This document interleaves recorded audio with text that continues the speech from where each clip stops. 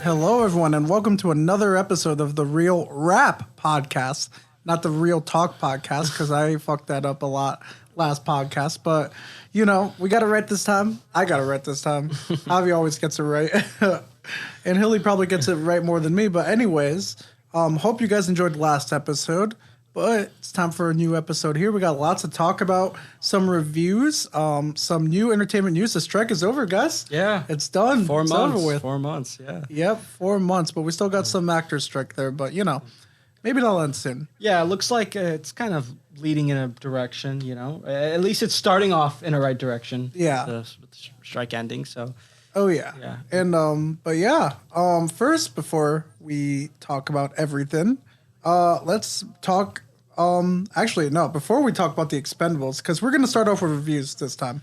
But first, let's introduce ourselves. I'm JP Bonilla. Right over here next to me is my co-host, Javi. Hello. Thank you for tuning in to another episode. And our special guest from WFCS Radio. His show is Thursdays from 5 to 7, if I'm correct. Yeah. It's DJ Hilly D himself. Hilly, how you doing, pal? I'm alright. Chilling like a villain. Let's get it. Nice. Yep. So he's here to join us for our show. He's our special guest for today. Shout out, Lucas. Thank you for being our guest last week. And thank you, Hilly, for joining us this week. No doubt. Yep. So, guys, I watched the worst movie of 2023. This is how we're kicking off things. Yes. I told you guys I would tell you all the details when we started this podcast. You know, I held off. We finally made it to that moment. Expendables 4. It is the worst movie of 2023. It was. I want to apologize to Charlie Day. He will not be listening to this podcast, of course, but you know, in the off chance that he does, I want to apologize to Charlie Day because originally, if you guys have seen my letterbox, Fool's Paradise is the worst. It was the worst movie for me. I thought it was the worst movie of the year. It was just bad. Like, a lot of amazing actors there wasted. I thought Charlie Day was going to do so much better, but he kind of did really, really bad. But I want to apologize to him because you know what? To defend him, it was his first time directing a movie. And at least it looked nice. You know, it looked nice. His performance was good in the movie, but it was bad. It was a bad movie. I couldn't defend it until Monday when I went to the movie theater, AMC Plainville, shout out to them. When I went there, pouring rain, drove half an hour because I have AMC A-list and that's the closest. And I saw this pile of dog shit. That's the best way to put it. This pile of dog shit. It is so bad. Like, and you know, if you don't want to be spoiled on it, if you want to see this awful movie, then, you know, I would recommend not listening right now. I would say maybe in half an hour. I'll put a timestamp if, you know, none of you want to get spoiled, but I'm talking spoilers here because I just need to let everything out about how bad this movie is. And if we're being honest, you know, like I said, if you're one of the listeners that wants to see this movie, then don't. You're being warned. You're being warned. Right Save your money. Yeah. Like, and if you're one of the listeners and have watched this movie already, I'm so sorry, but I'm hoping. And I think the number of listeners that have watched this movie is 0. At least I hope. I don't know. Because it's so bad. I mean, there was like 3 other people in the showing I went to. And I watched it in Dolby. It's a very loud movie. And you know what? I took notes. I showed Javi before. Javi didn't see the movie. Yeah, I didn't see it. But I showed him some clips. He doesn't know what happened in the movie or anything, I don't believe. So you're gonna get the whole plot right breakdown, here. Basically. Yeah, but he saw some clips just because I wanted to give him some context and everything. So let's go over the notes I took for this movie because what a shit show it was. So, you know, like, I think it was about half an hour in the movie where I just decided, you know what, let's take notes because I just need to talk about this movie. I really do. You almost walked out too. I did want to walk out. You wanted to walk I out. contemplated walking out so many times. I'll tell you the certain points when we go through this notes of the times I did want to walk out. I actually want to walk out 32 minutes within the movie. 32 minutes, half an hour. That's how bad it was. Wow. Because like the beginning was rough, but nothing where I'm like, okay, yeah, I'm done. I need to get the fuck out of here. No, it was like 32 minutes with it, like, within a movie where I'm like, I hate this movie. It's not even like I dislike this movie because now Fool's Paradise, I said I hate that movie, but I dislike it. Expendables 4, I hate this movie. And I'm not going to act like Expendables, like the franchise never had like amazing writing or anything. No, Okay, let's go over so the first bad thing about this, the premise of the Expendables, all three of them, is that they're they're pretty much the all-star team of 80s and 90s, maybe even 70s action stars. Even some 2000s, because, you had Jason Statham there. Yeah, Jason Statham, Terry Crews, a couple of people. Yeah. So. Like, you had a bunch of people there, all-star cast, like the first one, you had, both of them, Randy Couture, who wasn't an actor, but, you had some UFC fighters. Even in you there had too. Stone Cold Steve Austin. You had Stone Cold Steve Austin. Yeah, the Texas Rattlesnake himself. Yeah, Did they and, not only include him in Terry Crews and Stone Cold and Terry was in movies? multiple, but Stone Cold was only in one. Okay. He was only in the first one. Was Terry Crews in 4? Was he in 4? No. Oh, okay. And I'll get to that. Okay, yeah, because I remember, in advertising, I don't think I noticed him in the commercials or even the poster. Yeah. And yeah, it's hard to even talk about this movie. They have that's the whole premise. It's like the all-star team. It's like, like the last hurrah for a lot of these guys. Yeah. Like, you had Arnie in there, like all these guys. A bunch of badass, action superstars ready to tear shit up, and Expendables 3 had Ronda Rousey, which was cool at her peak. This is like peak Ronda Rousey. Yeah, it was. Yeah, before WWE, before she went to WWE. Yes, because it came out in 2014, right? That was when she was a women's bantamweight champion. Still in UFC. So that 3, even though it's bad, it had a great cast. Like you had also Antonio Banderas there and everything. Wesley Snipes. Yes. So you had they added So, I mean, they know how to put together a team, but just the problem is how to use that team effectively. Yeah. They know how to put together a team. So I get for those who don't know much about the Expendables, you got the gist of it now. So, you think action stars, action all-stars.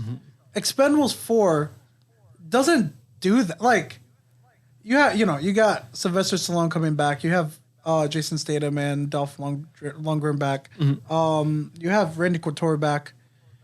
And like I said, I gave you guys a list, like Ronda Rousey, Stone Cold, Wesley Snipes, Chuck Norris, Jean-Claude Van Damme, Arnold Schwarzenegger, and then just so many names. But this one, they replaced all those people. And mind you, it's not like a lot of those people died. They're just not, they haven't even been mentioned in the movie. They're just not in there. They're just not in the movie. So who do they get replaced by? Well-known action stars Megan Fox and 50 Cent. Why? Maybe, I noticed maybe that, 50, but Megan Fox, Transformers? That's it? Yeah, she did. Transformer. Yeah, that's basically. Don't get me wrong. I like Megan Fox. I really liked her in Jennifer's Body. That was a fun movie. I don't mind her. I liked her as April in Teenage Mutant Ninja Turtles too. I forgot she was even in that. Yeah, she was in both of them. I mean, everyone forgot about those two movies. The new one's better, but I don't think she was bad in those movies. I think she was fun. I like Megan Fox. I like 50 too. I love 50. Mostly, I mean, not really for his acting. Not that he's a bad actor or anything. Just mostly for his movie. I mean, his music. Yeah, I love 50's music. But when you think action stars, you don't think those two people. Yeah, you don't see that. Yeah, no, whatsoever. Like it's that's where we're already losing some negative points. But you know what? Going into it, I was just like, okay, it's weird that like the cast was so less, kind of downgraded from like the past cast. But maybe the movies will still be, the movie will still be at least fine, passable. Yeah, maybe not great, maybe just mediocre. That's fine. But the two takeaways from this is that A, never trust a movie that replaces an A with a 4 in the title. Because the last movie that did that was another shit show, Fantastic Four 2015, or as we call it, Fan4stick. Also, never trust a movie where the goal is to start World War III between Russia and the U.S. because terrorists want to get richer or something. Secret Invasion did that. So this is the second thing I've watched where that happened. So let's get into it.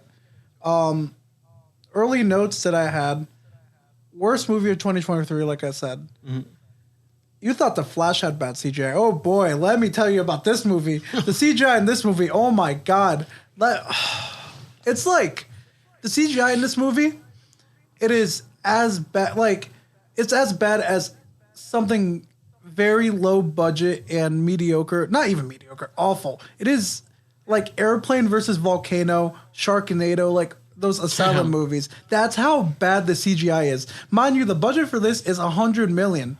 So where did that $100 million go? Because it definitely didn't go to the CGI of this because it was bad. Those explosions look so bad. The green screens, dude, there are porn parodies that look better in this movie. There are. Like, it is that bad of a movie. And it's directed by this guy named Scott Wall. I don't know if I said his last name right. He made a movie called Hidden Strike that had Jackie Chan and John Cena. Oh, yeah. And it was the Netflix, same thing there. Yeah. Like, like the CGI was just horrible in that movie. The green screen was awful. You could tell that they weren't in the locations that they were in. Like, it was just so obvious. He did not use any of that movie magic. And it's the same thing here. This guy, it's like, what the hell is he doing? Like, it just looks so bad. It was bad. That's all I can say. The Flash, I'm sorry to the Flash too because man, that CGI, even like the freaking Speed Force scenes, it looks better than anything in this movie because it's just horrible. That's saying a lot. It is saying a lot. Eesh. The blood looks like it's from MS Paint or like Google stock photos. MS Paint. It looks so bad. It was so bad. There was just no effort to make this look good at all. And this film is in theaters in Dolby for $100 million. And it looks like crap. It looks slightly better than Asylum movies. Silent movie? That bad. No, Asylum, like Sharknado. Oh. Yeah. So the other takeaway before we get to the plot, jokes are super unfunny.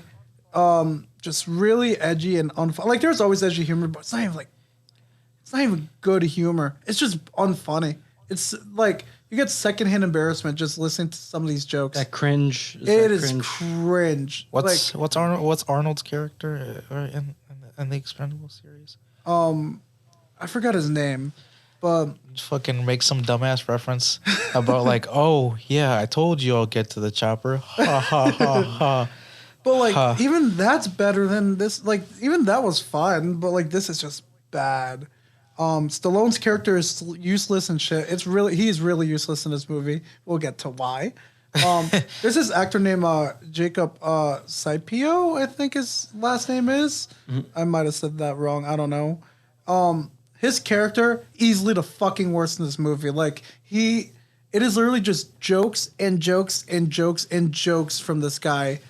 And none of them hit. All of them is awful. Like, it even gets to the point where in the movie, all the characters tell him to shut the fuck up because it is so bad. And that's how that was my favorite part of the movie. Just when they told him to shut the fuck up because he was horrible. He was horrible, and he was fine in Bad Boys, for life. So I don't blame him. It's just the writing for. All of these characters is fucking terrible. Fucking terrible. So let's get to the plot because it's going to take a while.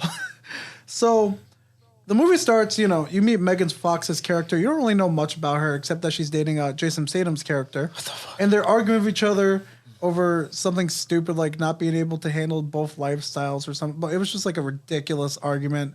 And Stallone knocks at their door and then he joins in on the argument and makes fun of both of them.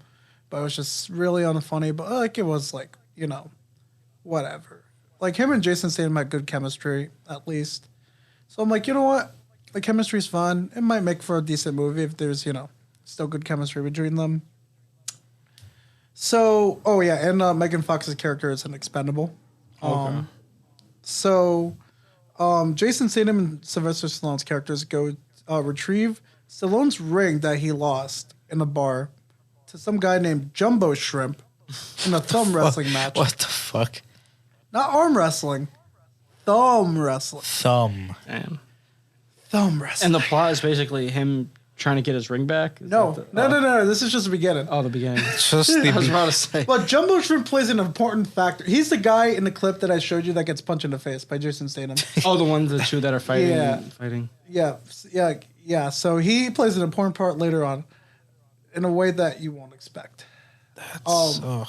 So they go try to retrieve it, they start some shit at the bar, they fight, or actually Jason Statham fights everyone. Sylvester Stallone's just sitting there doing nothing because like, oh, I hurt my back. Like this and it turns out his back wasn't even hurting or whatever. I don't even know. I was confused. But he did fucking nothing. But they retrieved the ring, successful mission. Then they go on a mission with 50, whose character is introduced to us in the film, Dolph Couture. And I want you guys to keep this in mind. I want you guys to remember what I'm going to say here. Those guys are there. Megan Fox is not with them in this mission.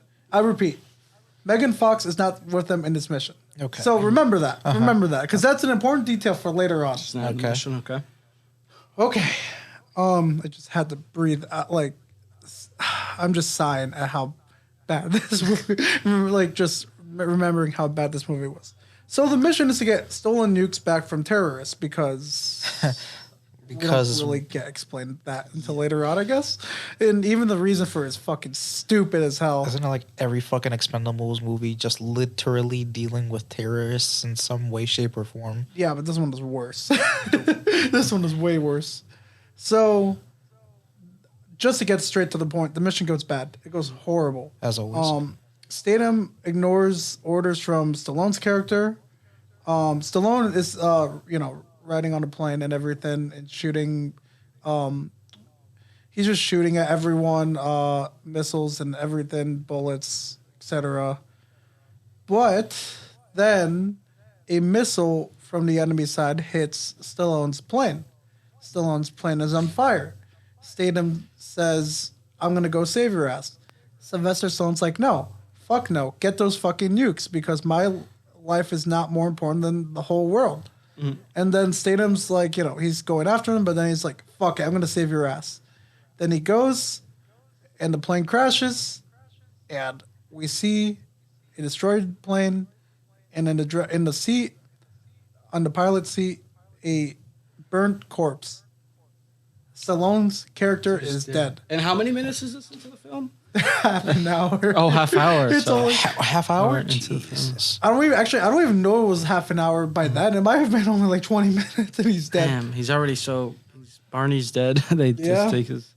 Wow. So then, like I said, they show the burnt corpse of the character. Keep that in mind for later on, all right? Yeah. Uh-huh.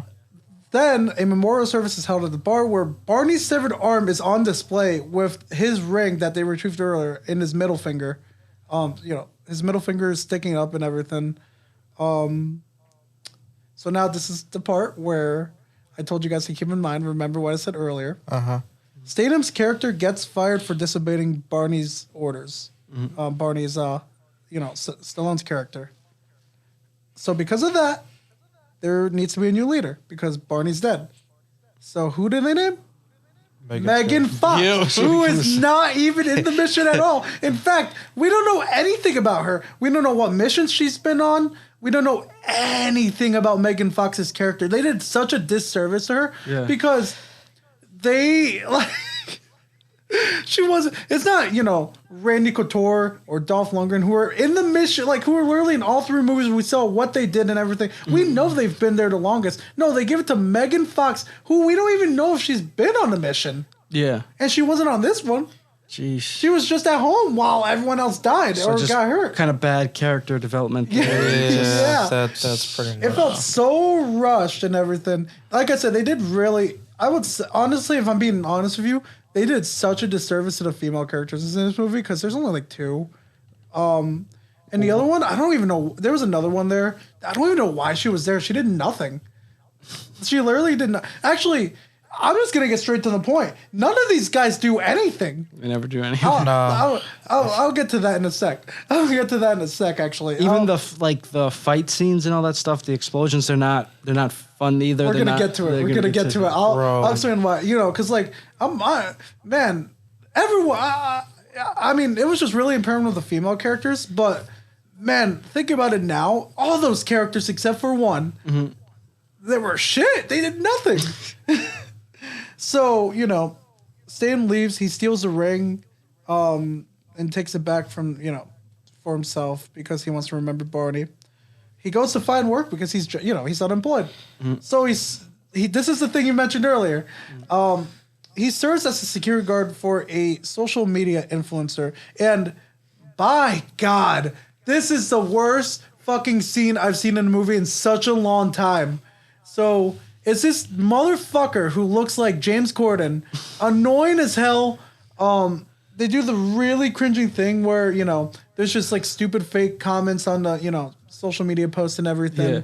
But this guy is so obnoxious. And I know he's written to be like that, but he's so annoying that it's just like, it turns you off from the movie and it's just like, oh my God, I want this to end already. So he serves as a security detail for this guy. He's being James Corden. I'm just going to call him James Corden. Yeah. Discount James Corden is a social media influencer, has all these women in this house. There are like hundreds of women. Damn. And he's being sexist as fuck to them, saying, let's see which one I'm gonna fuck tonight and everything. Jason Statham's like, hey, respect them, they're human beings, all this stuff. Yeah. And in the one good thing in the scene, he beats the shit out of James Corden. Okay. And I'm just like, thank God, because this motherfucker was so bad. I never want to see him again. I'm sure the actor's a really nice guy and everything, but I'm sorry, man. I never want to see him again. It was just too much. It's too much. It was way too much. What a stupid scene and everything. And then you have people in the comments saying like, oh my God, I want to fuck Jason Statham. I want to fuck the guy, fuck that guy and everything. What? Oh my God, it was so stupid. I hated that scene so much because it was just so cringy and everything. My explanation's probably better than the actual scene. I won't lie to you because, most people were like, oh, it can't be that bad. Oh, trust me. If you see that scene, when it comes out on digital and, there's YouTube clips and everything, I dare you guys to watch that scene because it is bad. It is the worst thing I've seen in such a long time. I don't think anything in Fool's Paradise was as bad as this. Shit, there's probably some clips already. So let me. Oh my God, it's so bad. It's just. Oh, fuck this movie. This movie sucks. So then. Yup. I think he gets his money or whatever, but beats the shit out of him, unemployed again. So then Jason Statham's like, you know what, fuck it. I want to avenge Barney and. I'm gonna go to my ex's house, so Megan Fox, and check out files and beat the shit out of these terrorists and get revenge for my friend. He gets caught by her. He's like, hey, I want to go on a mission. This is the clip you saw. And she's like, no, you weren't invited. You're not allowed to join us. Like, motherfucker, what? And this is why it gets stupid later on. It gets really stupid later on. So they fight. Then they have makeup sex. And Staten gives her knife. Keep that in mind for later on, too. Actually, no. It's the next thing. It turns out it's a tracker.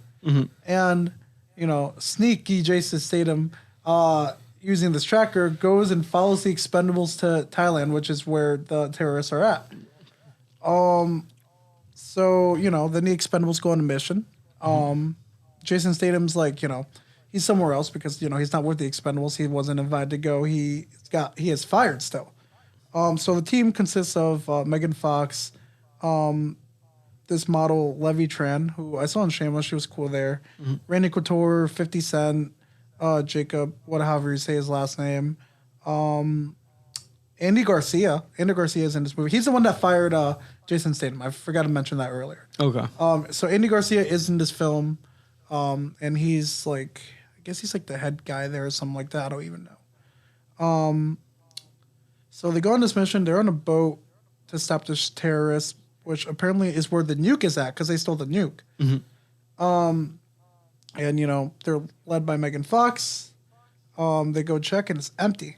And then they go into some room and then they find everyone. Mm-hmm. And, you know, everyone has guns. The Expendables have guns. In past movies, the Expendables, they usually just go and fight, you know? Yeah. Like, they will fuck shit up and they don't care how many people are there. They will fuck shit up. So, you know, considering that they have guns and the others have guns, you know, you'd think there would be a fight, right? Fuck no. They instead, 5 seconds later, you see them and they all got caught and trapped in a room. Damn. All of them? All of them. They didn't do anything. They let them outnumber them and just, like, they didn't even pull up a fight. They just gave up. What? I know, and then there's, like, multiple of them, and they're, like, big. Yeah. They're big guys, too. Like, yeah. Like, what? It's just, they did nothing. They just easily got caught like that. Like, nothing. That's not the Expendables I saw in the last 3 movies. What? 2.5. Let's not say 3. Expendables 3. So Jason Statham, he talks to some guy that wasn't friends with Barney. Makes it, you know, he's like, he didn't want to be a part of it, and then he found out Barney's dead, and he's like, oh, I will help you now. And they go on a ship, and this other guy helps Jason get on the boat. Now this is why that last part I just mentioned was so embarrassing. Well, first let me do this. Terrorists make threats by threatening to kill Andy Garcia's character who is taken hostage. Stupid as shit, generic. They show a Russian satellite when Jason Statham's like looking up in the sky for some reason. And my God, this is a part where the CGI was awful. You know, because it shouldn't be that hard to make like a decent looking satellite. Mm-hmm. But I swear to God, they showed the satellite, and it looks straight out of something like Jimmy Neutron Boy Genius. It is horrible. Horrible. That 5 seconds of satellite was horrible. It didn't look like, it looked so fucking fake. It looked so bad. Like I said, straight out of Jimmy Neutron. That's how bad it was. 100 million, guys. Remember that. 100 million. If I could find a clip, I will post it. You know, I'll put it on the video version of this. 100 million, wow. And then they can't 100 million. They can't afford to beat up the villains. They can't afford CGI. Nope. Jeez. So, there's a scene where, you know, Jason's sneaking in. Terrorists are watching a video of him beating the shit out of James Corden. And they're really big fans, and they're like, oh, I want to meet this guy so bad. He's a hero of mine. Then they do meet him and get murdered by him in cold blood. Great. That was actually kind of funny. I won't lie. Like that part was just like, okay, that was a little funny. I won't lie. So remember, there's 8 Expendables that went on the trip and they got caught easily. Mm-hmm. But of course, fucking Jason Statham, one guy kills the majority of their army. Everyone on the ship gets murdered by this one guy. The Expendables couldn't do, mind you, they didn't do shit in this movie. And there's 8 of anything. them. There's 8 of them.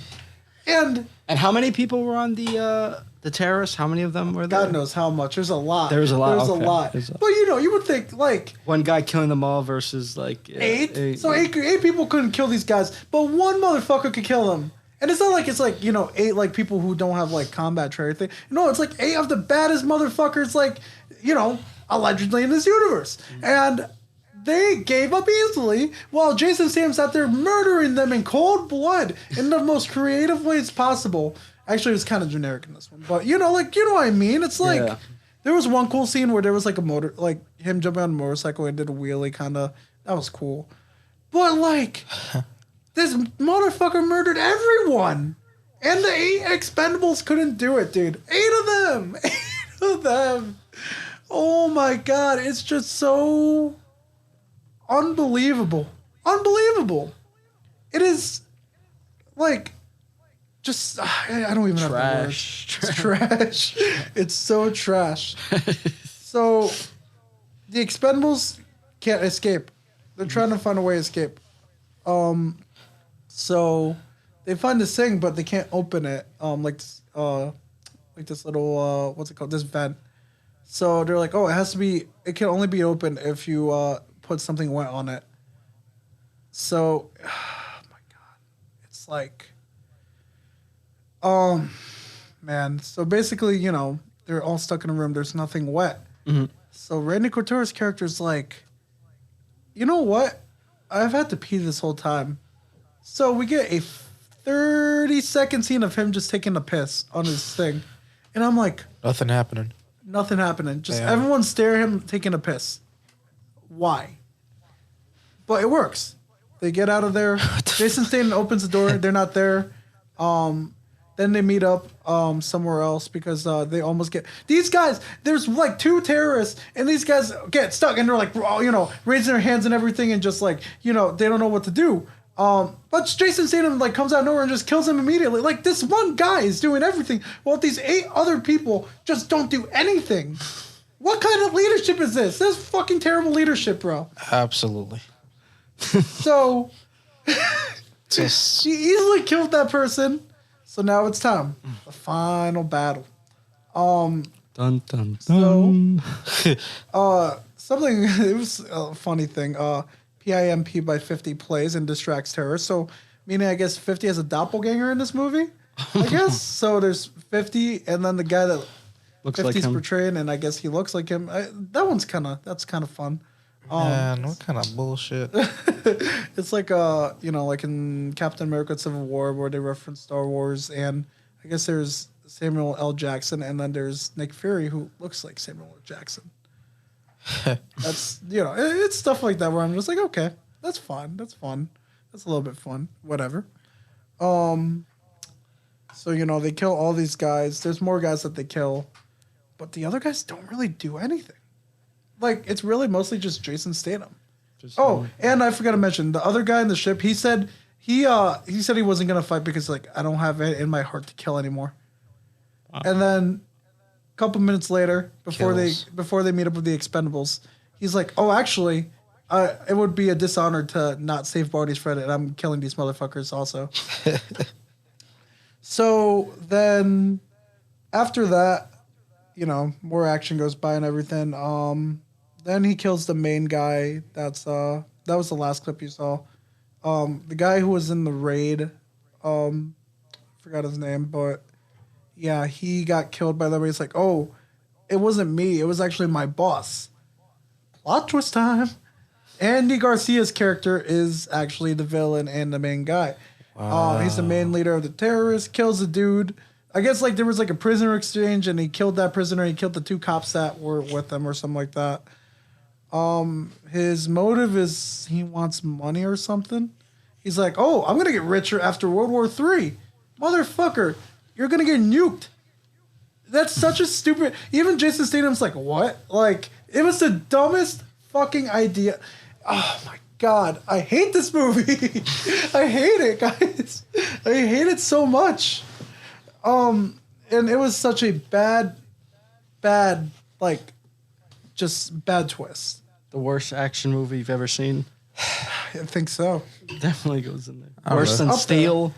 Steel's pretty... It's the one where Shaq played I never actually seen that. I actually want to see it. So fucking just bad, dude. Listen, it's... What's cheesy? Steel. It's not as bad as... Well, it's not... I don't know. I've never seen it. But, like, I would like to think it's, like, cheesy, good. Like when he played, what was it, Kazam? It wasn't good. It was bad, but it was cheesy. I think I'd rather watch Steel than this, to be honest with you. Yeah, Steel. I think so. Because, like, I'm not expecting anything. I'm not that I should be expecting anything from Expendables, but, like, they couldn't even give me great action. Like, fuck out of here. I know, and that's the thing. The Expendables is supposed to, when you go in there, you're supposed to see, like, over-the-top action from these action stars. And I mean, but I haven't seen the movie. I mean, I'm probably not going to see it like after I just read your review. And then also too, I mean, I'm looking over here too. It did really poorly in the box office this weekend. Oh, not surprised. It only made 8.3 million opening week, and it cost 100 million to make. So it took like a huge dip. And then, not to mention, it's incredibly low rating. It has a 13% in Rotten Tomatoes. So yeah, they ain't getting paid shit for that movie. No, we're getting to the end point. We're getting to the end point, guys. Right, this is it. To give like credit to like at least 50 for like 2 seconds. You know, like at least he has power. You know, that's his own stuff. Like you never seen Power? Like his show? show. His show. Power. Oh, I've never seen it either. Dude, but there's like 8 of those shows. I know. Yeah, there's a bunch of spin-offs. It's like Power Book 5, Book 6, Book 7. And then there's Ghost. I'm like, There's like so many books. I ain't know shit about none of that. Besides that fucking white dude supposedly crazy as fuck. I don't know. Yeah. So basically, Andy Garcia's character has a detonator that could shut off and prevent the nukes from going off. Okay. He throws it in the ocean. Why? Because he wants it to happen. And basically, the Expendables see this and they're like, okay, we're going home. And then Wait, what? Yeah. They're like, okay, time to get off the ship. We're going to go in the boat. We are going to just leave. Nothing we can do here. Goodbye. Adios. So they leave. They leave. And then Jason Statham's like, no, actually. And he's like debating. He's like, no, actually, I'm staying here. He tells Megan Fox, like, goodbye, whatever. I forgot. And he's like, no, I'm going to stop them. I'm going to make sure the ship is like in the middle of the ocean, doesn't go to Russia. No place gets nuked. Nothing. Except the sea. Those poor sea creatures. Fuck. Man. So basically, he stays. He fights all of them, kills whatever's left of them. And then, yeah. Then they all get killed. Final confrontation between Andy Garcia and Jason Statham. And I forgot the quote, but Andy Garcia says something so fucking stupid. It's such a bad quote. I forgot what it was. And I'm so glad I forgot because it's just that bad. But I know others have mentioned it too because it was just such a really, really, really dumb line. It's just like, oh, you're just like, it was like some kind of STD. I forgot which one. STD. But he's like, oh, you're like this blank STD. You can just never go away. I think it was like, oh, he said it was like, you're just like genital herpes. You could just never go away. That's what it was. I was like, is it herpes? Yeah. And I'm just like, what the fuck? Everyone in the theater, I can hear everyone else, and they're like, what the fuck line was that? What the fuck? Like, so then, they're about to kill each other, fight and everything. And then all of a sudden, Andy Garcia gets shot to death, but not by Jason Statham, by a plane. I told you guys to keep something about earlier. And the person on that plane happens to be Sylvester Stallone's character. He's alive, guys. What? He's alive. What? He's alive. That is so dumb. I was going to say something earlier because it was like, it's just leading up to like him dying and then coming back randomly for whatever fucking reason. Yep. So I haven't even seen this movie and I'm already. So he dies. You see him die, then you see his corpse. They have like a service for him, and then he just comes back out of nowhere and he just. Yep. You motherfucker! And he's like, "Oh, I picked my death." So he picks up Jason Statham. They're riding away. The nuke goes off. The sea creatures die. Yeah. The bodies are gone. The boat is destroyed. It is fucked. It's over. It's gone. Everything's nuked. Then Jason Statham and Sylvester Stallone are riding off, and he's like, "How did you fake your death?" He's like, "I'll explain that later." It does get explained later, by the way, which is at least they did that, but it wasn't good. It was not good. In fact, I hated it. Basically, he's like, "Oh, I had to fake my death because I knew Andy Garcia was a traitor, and I just had to prove it." But because he was like, it was hard to make him budge. And yeah, so I had to fake my death and fake everything and get him out of his comfort zone. And because he knew that if I was around, his plan wasn't going to go through. And yeah, that's why he faked his death. So then they're at the bar, they're celebrating. Successful mission, guys. Woo! Even though Jason Statham fucking carried all of them. Oh, I forgot to mention. I totally forgot to mention. Once they meet up and everything, I forgot to mention. Apparently, this is such bullshit. They meet up earlier. When they meet up earlier, Megan Fox is like, "Oh, yeah, this was actually all part of the plan all along. I knew that the knife you gave me was a tracker. It would be funny if it was a tracker. I knew you were gonna show up anyways, and that's why I didn't invite you on the trip, and it worked. So yeah. Are you fucking kidding me, bro? If he went with you the first time, you wouldn't have been trapped on the fucking boat. You would have probably, he would have fought. Because that's just how the character's written. He would fight all those guys, and he already did it. He did it by himself. He literally carried this whole team. This whole team is celebrating like they did something. They did nothing. They just stood there. They got caught. They did nothing. 50 Cent looked like he didn't care. None of them looked like they did nothing. They did nothing. I don't know what they did. I can't name a single thing they did. Dolph just shot some people, 2 people. Mm-hmm. They did nothing. Absolutely not. I can't believe all these guys were useless unless you're Jason Statham. They're useless. Absolutely useless in this film. I don't know why they were here. I really don't. I don't know what the point was. It might as well have been Transporter 4. 4. He could have just carried the film on his own. It could have just been, I don't know why they made this Expendables. If you're just going to focus on Jason Statham, you might as well have made this another Transporter. But anyways, they're celebrating at the bar. Hooray! Barney's not dead. So then the explanation finally comes. So, this is if you remember, I told you one last thing to keep in mind and remember.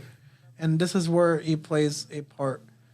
So, Jason's like, "Oh, how did you fake your death?" And then Barney's like, "Well, remember Jumbo Shrimp? The guy that we fought earlier and got the ring back and everything, all this stuff? Yeah, basically, I knocked him out. And, basically, he knocked him out and took him on the plane. And he woke him up. And once the plane got hit, he woke him up and put him in the pilot seat. Mm-hmm. And Barney jumps out. And the burnt corpse we see is Jumbo Shrimp. That's his body. Did absolutely nothing wrong in this film. What the fuck? So the severed hand that's in the bar is Jumbo Shrimp. So Barney kills a motherfucker for no reason. Did nothing to him. The only thing he did to Barney was beat him fair and square in thumb wrestling. Fair and square. It's not like he cheated or anything. It was fair and square. And he won the ring. And he wouldn't give it back because he won it fair and square. No, that motherfucker won the battle. Nah, he won the fucking war by fucking doing what he did. He said, "You want to take my shit? All right, bet. I'm going to knock your ass out. Put you on this fucking plane real quick." And this guy suffers for nothing. He wasn't even he didn't even do anything wrong. And apparently Jumbo Shrimp isn't actually his actual nickname. It's just a nickname that Barney gives him to be an asshole. And what the fuck? Jumbo Shrimp. Jumbo. It's what? He just proved that guy's point. Barney's a fucking terrible human being. He's so useless. He let his team. It's just so. This movie's so bad. So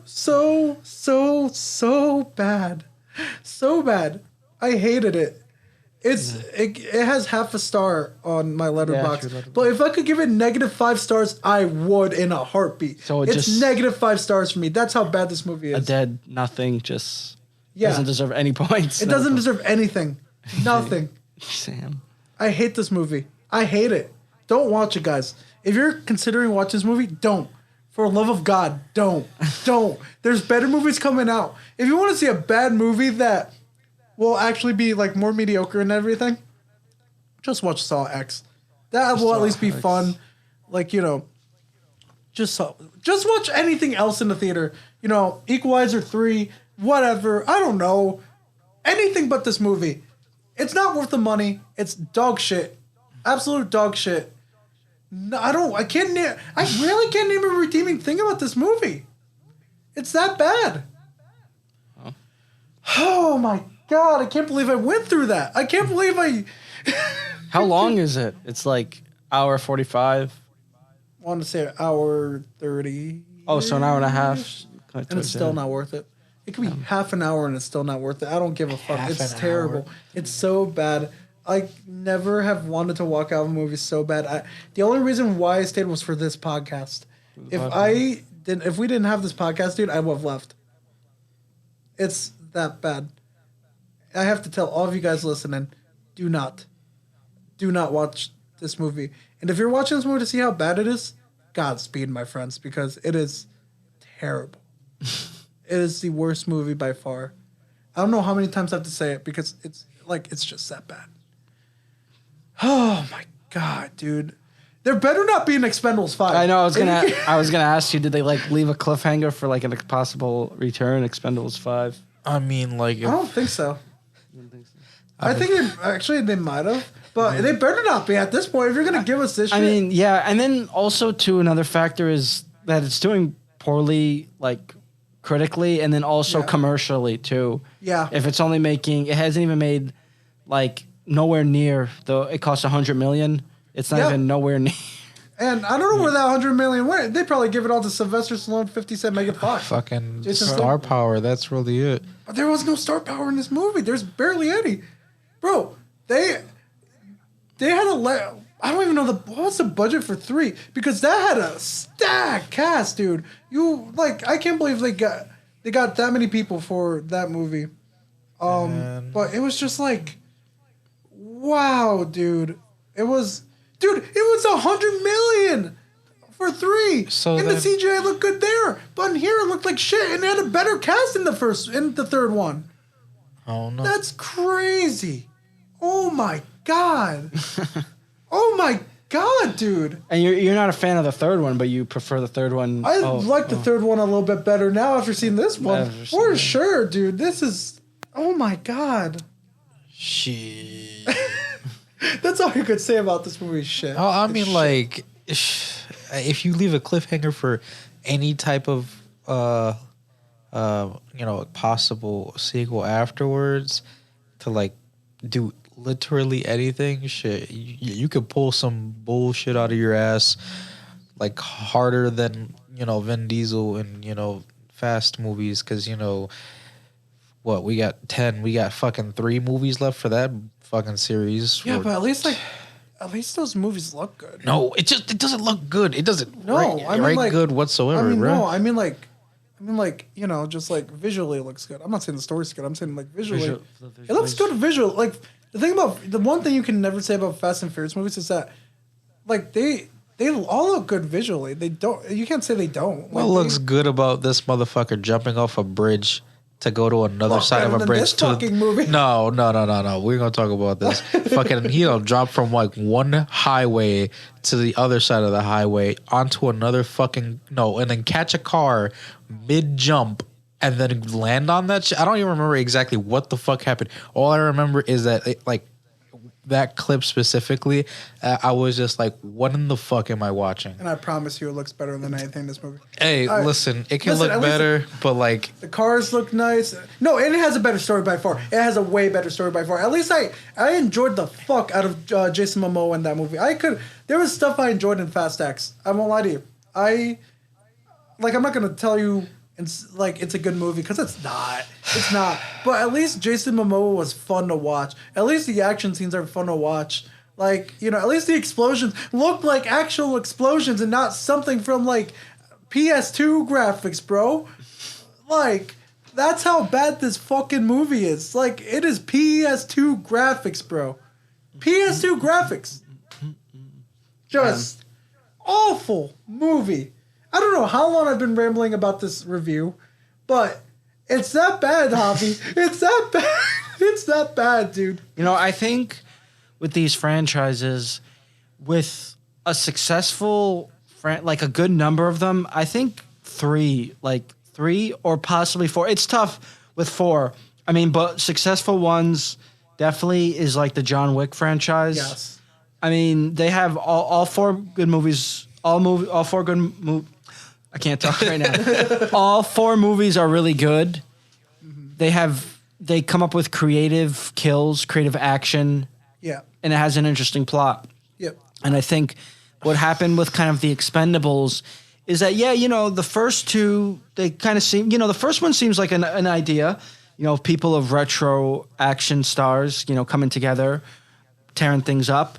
And you have like I said, you have all these action stars. I mean, Stallone was big in his time. Arnold Schwarzenegger was big. So you got all these guys coming together, Terry Crews, And I think what happened was that they saw this, and then I think the first, I think 2 or 3, they did pretty solid in the box office, and then I think that kind of gets to them, and they say that okay, we kind of have, a calling here, we kind of have like a following, and we could do that into more. And I think the more they do, the less exciting and the less action packed you get, and it just becomes kind of like dry, in a way. And I think that's what kind of happens with some of these, especially like big, over-the-top action franchises. Like I said, some of them, like John Wick, is definitely it's still holding up. I don't think we need a John Wick 5, but if we did get to see it, I mean, it's I'd like definitely gonna happen with a new character. I'd like to see John Wick 5 based on the post-credit scene. The post-credit scene. I want to see more of that. I forgot his name, but he was so cool in that movie. What, Donnie Yen? Yeah, Donnie Yen's character. I forgot his character's name. Oh, name in the movie. But like, there was a tease where spoiler alert, if you haven't watched John Wick Chapter 4, be warned. Where I forgot the other guy's name too. He killed her father, and the daughter is trying to get revenge. I would love to see a revenge movie like that. Oh yeah, isn't that supposed to be what the next one is? They're doing like a spin-off. Yeah, I hope. Ballerina. But that's not. That's totally different from. Totally different. Yeah, that's taking place between Chapter 3 and 4. Chapter 3 and 4. Listen, I don't know. John Wick isn't my slice of flavor.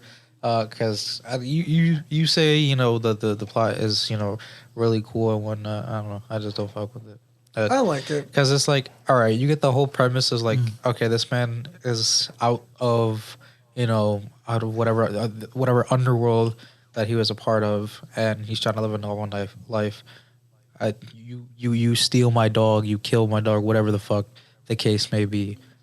I'm gonna go fucking kill you. You fuck with me just even a little bit, I go fucking kill your whole criminal empire and just fucking ruin it. Well, shit. That went from fucking 0 to 100 for no fucking reason, with nothing else to fucking show for it otherwise. Go on. Oh no.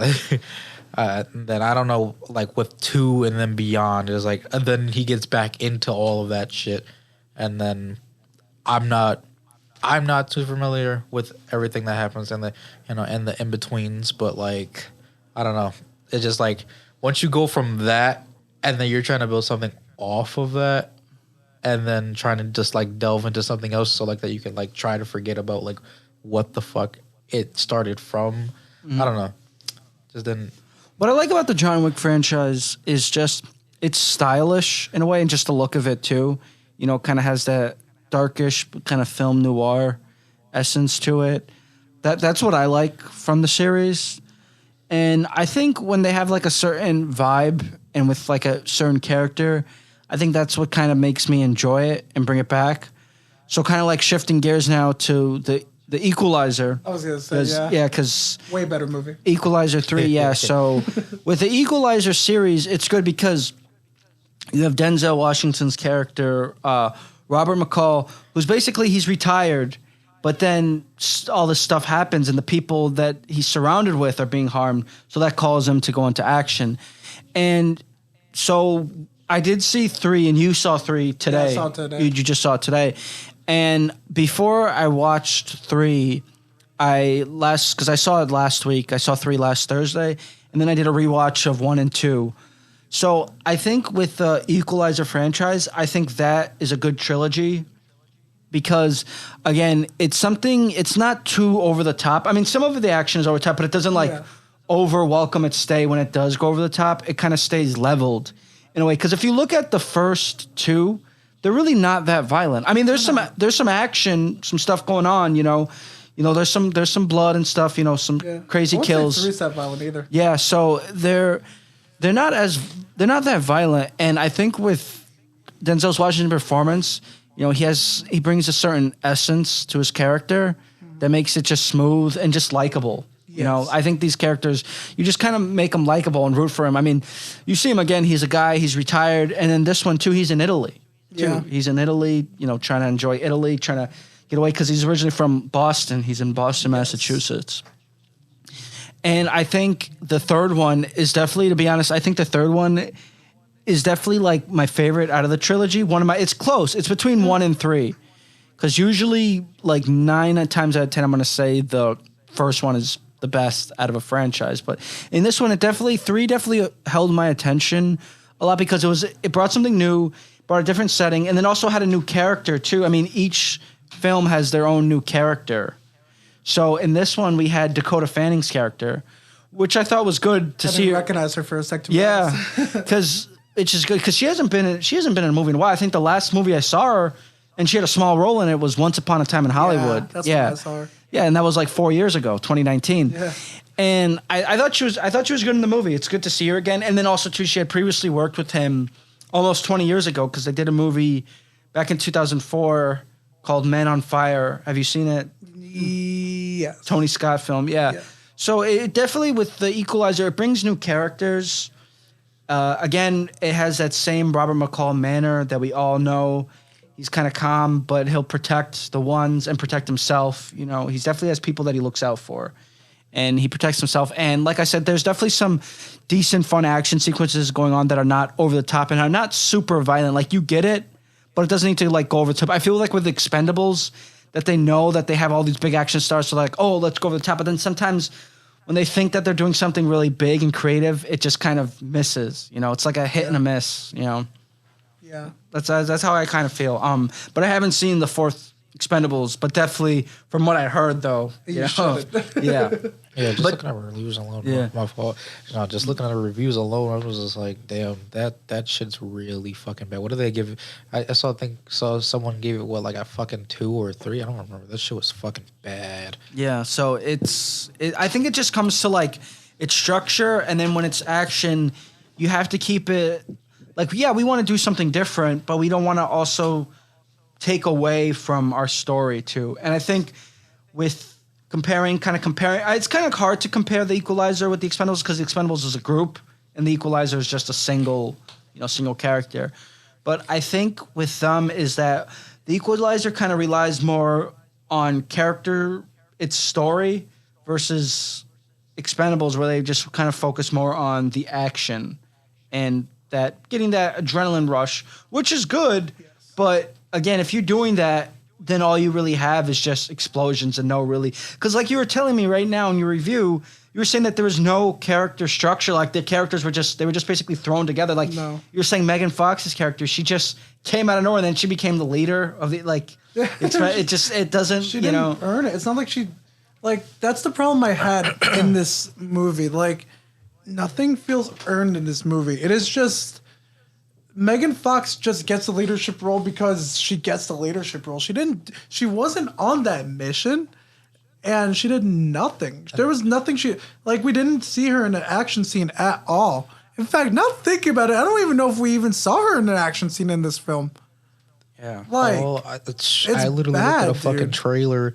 I saw like one action scene where she was holding a gun for. Well, I mean, that was a trailer though, where like there was one scene where she was just holding a gun. I don't know. Yeah, like, honestly, dude, like, if you're gonna have, like, if you're not gonna give Megan Fox, like, some action stuff, I guess, like, the only scene I remember were her and Jason Statham fighting. That's really it. And that's just something that led to a sex scene. Like, if you're just wasting her on, like, then why even have her in the movie at all? And if you're afraid of her like getting in action scenes, then why not just cast someone else? Like there's many women out there that have done action films, badass action films, and they have a good track record of it. If you feel uncomfortable with Megan Fox doing action sequences and everything, why didn't you cast someone else? Like there's like Charlize Theron, or even like someone older like Linda Hamilton, like. Just like Sigourney Weaver. Sigourney Weaver. When you cast Megan Fox for a lot of things, 9 times out of 10, what are you fucking casting her for? If not for her looks. Yeah. And at least for me, prior to when she did everything to her face and whatnot, I'm okay with. After all of that, fuck off. Okay. But the thing is, like, I don't know. I get it. Like, she was cast off her... And it was very apparent in this movie that she was, like, really cast on her looks. Yeah. But, like, you could do both. You could, like, cast her on her looks and, like, because you could make her a badass. But in this film, it just, like, was just mostly looks and, like, hey, let's get her in lingerie and all this stuff. And, like, like... That's Stallone's film, right? He didn't write it, but he did produce it, I believe. Yes, okay. So I was like thinking like, all right, so realistically when you think of like the Expendables period is like you got, like you said, the whole culmination of, all these action stars and whatnot. And then you got to fucking sit here and appeal to people that aren't necessarily like too much into action. I wasn't into action films like for fucking ever as a kid. And then after that, like, as a teenager, then I shifted to comedy where I like mostly like to see funny shit on screen. Yeah. You gotta fucking drag me to fucking want to go see something that's mostly action half the time now because it's like half the same shit most of the time. If it's not explosions or fucking stupid ass bullshit with like subpar plots, I don't know. But point being is like, I don't know, to grab more, I guess, casual attention, I guess. Mm-hmm. Yeah. I don't know. I'm just like... Yeah. I don't know. And like I mean that's a good point because like there's the whole thing with her and MGK, and MGK does have a decent fan base, so their thinking was also probably like let's cast Megan Fox because her fan base and MGK's fan base they're like they'll probably go see this movie. Now hopefully they didn't see this movie. It's bad. Imagine them just casting Taylor Swift at this point. I mean, like, she has a huge fan base. Yo, if they had cast Taylor Swift for the fucking Expendables, bro. Oh my fucking god. At least Megan Fox has been in action movies, but like it's not like she was like she wasn't doing shit. She wasn't doing, yeah, no, she was just there. Just like Sam with Wiki, like he was just there, or Shia LaBeouf. I mean, but yeah, that was the character. Like, it's just like it's not like the human characters did much in Transformers. They just stood there and ran away and be like, we have this cube and we got to run away from the Decepticons. Like, oh no, it's not like it's known for human action. It's known for robots beating the fuck out of other robots. Like, yeah, I don't know. So I guess to sum it all up, Expendables, or we'll just say the Equalizer 3, pretty solid. Pretty liked solid. It. Anton Fuqua, you did a great job. Yeah, he directed all 3 of them. Did a great job directing. I give it a thumbs up. I enjoyed seeing Denzel Washington, bald, old, fat, still kicking ass. Yeah, no, you love to see it. He definitely carries the film. He definitely carried the series well for 9 years now because it came out in 2014. So he's definitely carried it well. I like how it was in Italian also. It was different too, a different setting, which I liked. Again, something new, and adding new characters. You get some nice, good scenery. So that's what I liked about it. And like I said, it's good, and then it doesn't like overwhelm its stay. I think the time too, it has a decent runtime. It's about an hour 45. Yeah. And so that's a decent runtime and, a solid plot too. I mean, that's what I enjoyed about it. And I definitely think that it was one of the stronger in the trilogy. Because two I did enjoy, but I feel 2 is a little bit, in my opinion, just kind of the weakest of them. But it's still enjoyable because I watched it last week. I still liked it. But I just feel like I like 3. I feel like 3 is kind of like stronger in the franchise. But 1 is still... I could agree with that. 1 still holds up very well. As like someone who hasn't watched Equalizer at all, what exactly about it is appealing? I think Denzel Washington. Denzel Wash, yeah. All right, other than Denzel. He carries the film well, but definitely what's different about it from other action movies. It's not super over the top. So he's retired. He worked in like the government, part of the CIA. He's heavily trained. He has all these skills, but he's just trying to kind of distance himself from all that stuff. But then things happen to people like around him, and that kind of calls him to take action. In the first one, and a little bit of spoiler, but I mean, it's been almost 10 years since the first one came out. But in the first one, though, he's working kind of like at a Home Depot like store, and he occasionally goes to the diner where he reads his book, and then he comes across a young girl played by Chloe Grace Moretz, who's basically kind of like escort, and she's getting mistreated by like this like Russian kind of mob basically. And he, steps in, tries to save her. I mean, at first he negotiates with them, offers them money. They don't accept. So then he takes action, into that. And then he just kind of basically protects people, that he's surrounded with. And then the second one with Pedro Pascal, and then he has his neighbor too, who he protects too. I mean, it's just people around him that he kind of saves. So it's basically like he's kind of like a father or brother figure, towards other people. And you just see that with relationship. I mean, in a way, it does have a sense, too, of kind of just like relationships, again, with like ones that are close to you. And I don't know. That's what I like about it. And then, too, it's just not super like over the top explosions or stuff like that. It's just, a couple cool fight scenes, a couple of shootouts here and there, but nothing like Expendables over the top. You know what I'm saying?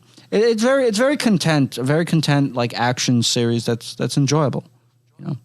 Okay. So I guess to sum it all up, because I feel like we've been here for like half an hour to talk about this. Equalizer 3, thumbs up? Yeah. All right. Enjoy, yeah. And huge thumbs down to Expendables 4. Scott Wall, just retire. I've seen enough movies from him. Need for Speed, Hidden Strike, now this. Just retire. You don't know how to make a movie. Like, work at the asylum, because that's the best you could do, pal. That really is. Hate to break it to you. I don't care. He makes more. He's a millionaire. Dude's not suffered or anything. Like he's out here making money off poor, absolute, disgusting quality products. Hey, still gonna make that money. Yeah, like I said, this movie just does such a disservice to every character. Like I said, the female characters are just badly written, mostly there to be eye candy when they could have done so much more of them than just be eye candy. I don't know. It was really stupid. The male characters were old, and like it was really apparent that they were old in this film. They were old and not good at all. Jason Statham's good in this movie. That's the only one I'll give credit to. And yeah, there's I've said it all. Like that's really it with this movie. You know what they could have done was probably put like, I don't know, maybe, even though I don't find any like form of attractiveness towards her, but like, I don't know, maybe Ronda Rousey. I mean, yeah. It's not about attractiveness. No, I mean just like all right. So like obviously it was the whole. They did have her last movie. I What, in forgot. 3? It was Yeah, she was in 3. Oh, so then why the That's fuck why I didn't they bring her character back? She must have died in the movie. I forgot. Oh, what the It's been a while fuck? since I saw 3. I have to watch it again. But yeah, 'Cause I'm like it's just I don't know. It's whatever. Let's move on from this. So let's entertainment news. Let's definitely talk about the strike. That it's the 4-month strike that's finally over. It ended yesterday, right? Ended yesterday. This morning, today. 12:01. Yeah, guys, the 12:01. strike's over. Like we Strike's said over. earlier in the show. Yeah. So I pulled up an article here from The Wrap. Shout out to them. All credit to them. Javi, if you want to read it, Sure. I'll let you have the honors. Okay, so let's see.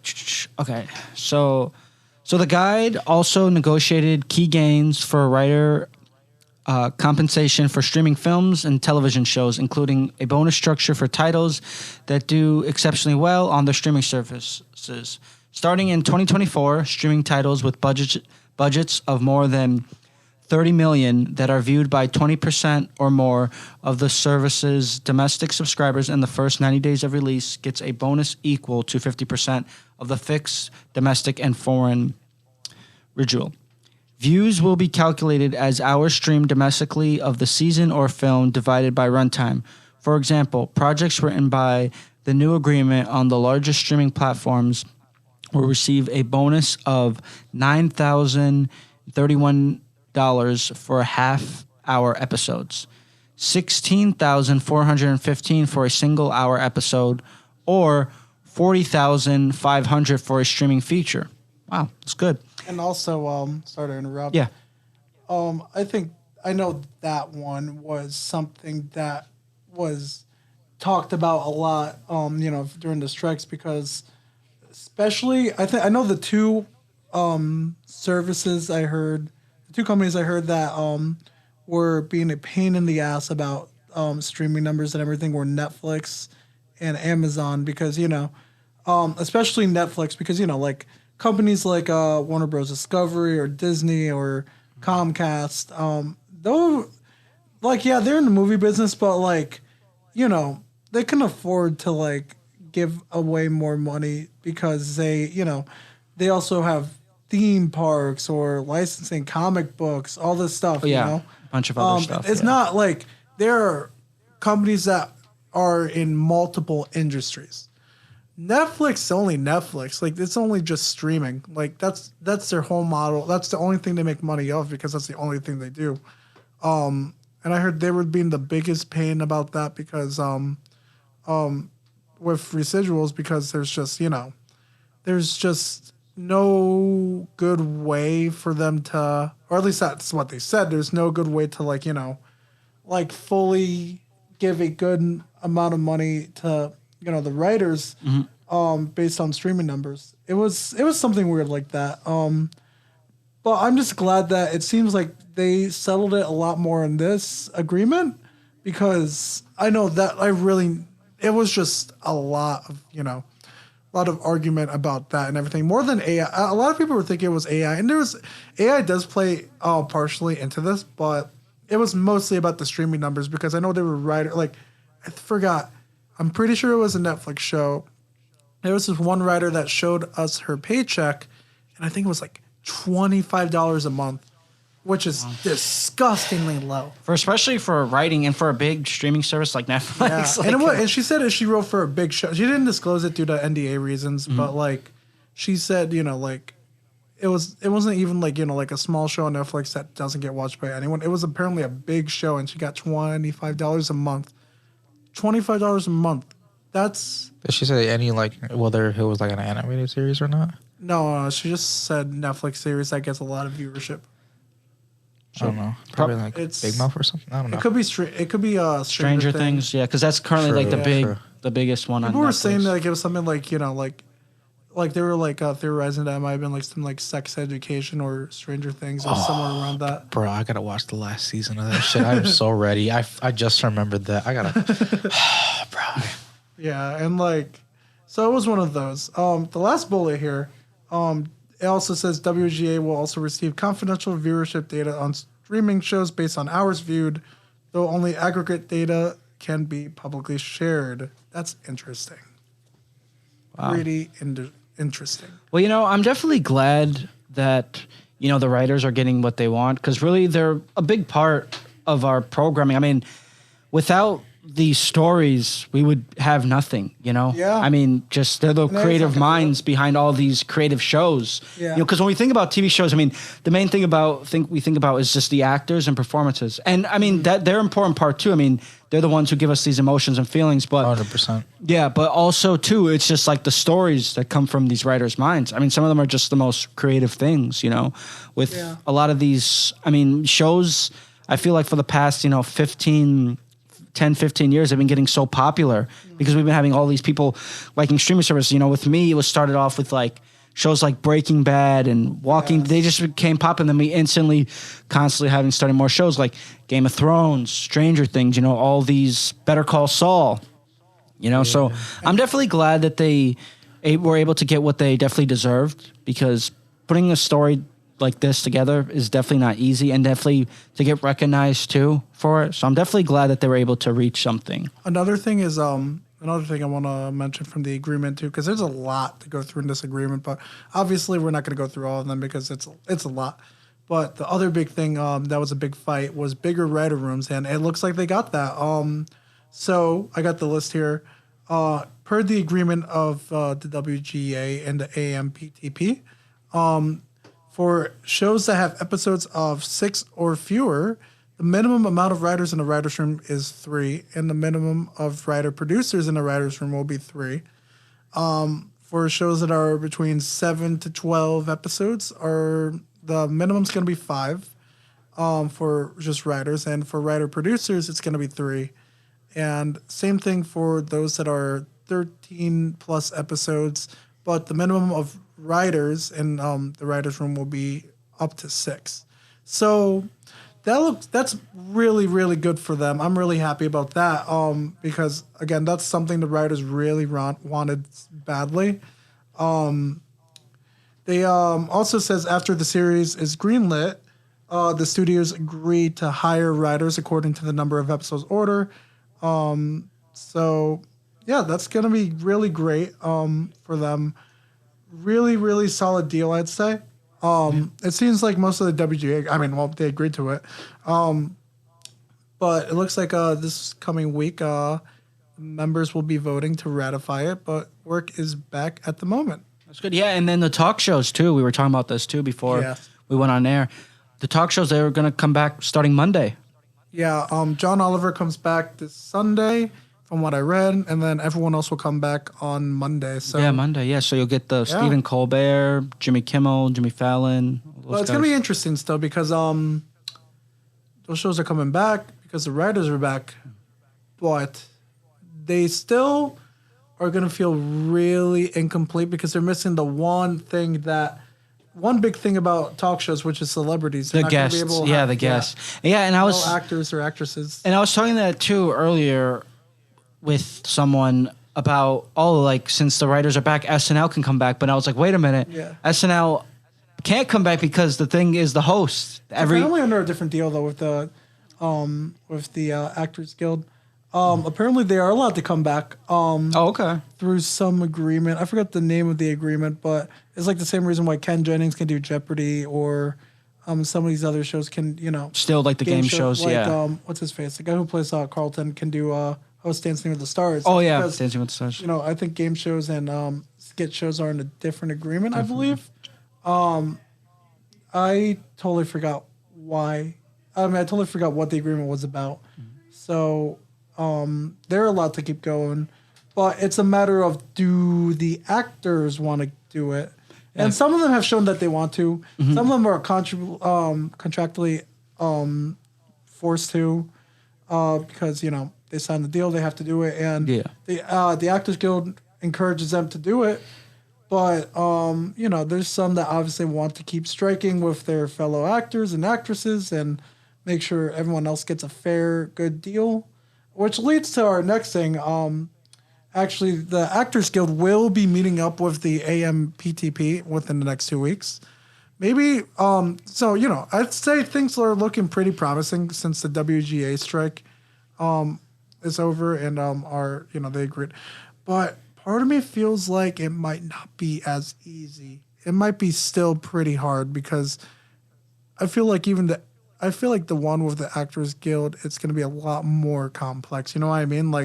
Because I feel like especially the AI concept is, that was a concern within the writers, but with the actors is an even bigger concern because the most disgusting thing that I read was the fact that they, studios are wanting to hire background actors, pay them once for their likeness, never use them again, and those background actors will never, ever, ever get a paycheck if the studios use their likeness in another film,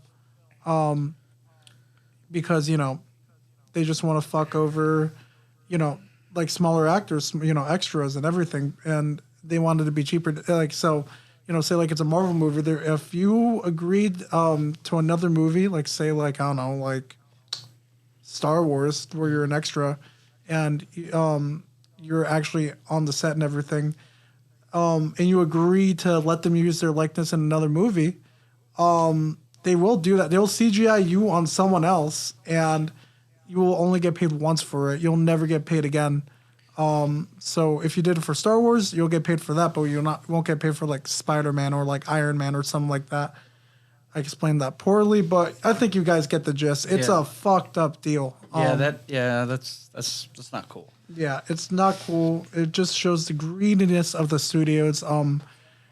There's just a lot of problems there and a lot of things where, there's a lot to go through there. So who knows? I'm hoping for the best here. I really am, but who knows? It's I know that one's really complex and everything. So yeah. You guys have anything else to say about the strikes or something related to it, like about television? I know we have this on our agenda. The Office. The Office getting a reboot. Yeah. Peacock. I'll say. Yeah. Or do you want to go over the next thing? Because I forgot to mention before. I want to save The Office for last a little. Okay. Yeah. Because I want to talk about the next thing actually. Netflix, Max, Disney, and other streaming services form an alliance after this deal was announced. So that's interesting. Hopefully, we'll see where that leads to. I'm not really sure what to say much about there because I guess they're trying to get some advantages and everything from what I read in the article. So try to like prevent this from happening. Yeah. It's fucked. So they can be more like prepared, like. Yeah. Yeah. So I mean, it's tough though. It's tough. I mean, especially, because the writers, they were so passionate, about this. Yeah. So it's tough, for them to kind of go grunts, and now they're forming an alliance, kind of after it. So I guess they just kind of want to be better prepared in case if this happens, again. And now this is why I wanted to save it for last. Save this one for last, because I want to get to this one. First, about the streaming services thing, because now, speaking of streaming services, as Javi mentioned earlier, The Office is getting rebooted on Peacock. Yeah, they announced it on Monday, right? Yeah. Monday night.